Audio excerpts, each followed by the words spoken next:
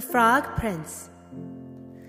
Once upon a time, there was a king who had 7 beautiful daughters. The youngest was the loveliest of them all. On sunny days, the princess loved to play with her golden ball in a shady wood beside the castle. The sunlight sparkled through the leaves onto a cool pool nearby. One day, when the princess threw her golden ball high into the air, something dreadful happened. It fell into the water and sank to the bottom. "It's lost forever," the girl cried, but a croaky voice interrupted her. "I could dive down and find your ball," said a little green frog by the pool. "If you would promise that I could be your friend and share your meals and snuggle into your little bed at night." "Anything," gasped the princess. The frog dived into the water and soon reappeared with the golden ball. The princess was so delighted that she forgot all about her promise. She ran straight back to the palace, ignoring the little voice calling from the wood. That evening, the king and his family sat down to supper.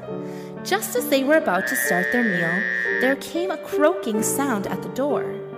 The youngest princess tried to ignore it, but the king noticed that she looked very pale. "Who's there?" he asked. Then the princess explained about her promise. "But I can't let a horrible frog share my supper," she cried. "A promise is a promise, my dear," said the king. "Let us meet your friend." So, although the princess shuddered every time she looked at him, the frog was allowed onto the table to share her supper. After supper, the princess tried to slip off to bed by herself. "What about me?" croaked a little voice from the table.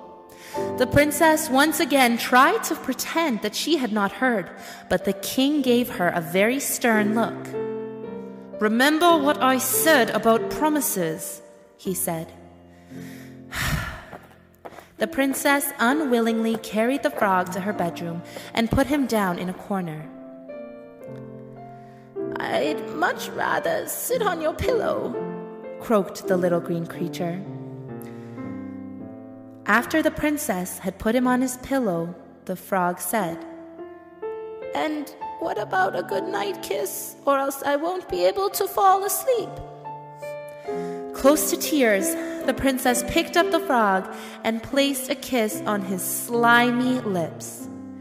At once, the little green frog disappeared. In his place sat a handsome, smiling prince. "Don't be afraid," he said. "A wicked witch put a spell on me that only a kind princess could break. I hope that we can still be friends now that I'm no longer a frog." From that moment, the prince and princess became the very best of friends. In fact, a few years later, they had a wonderful wedding and didn't forget to invite some very special little green guests to join the celebrations. The end.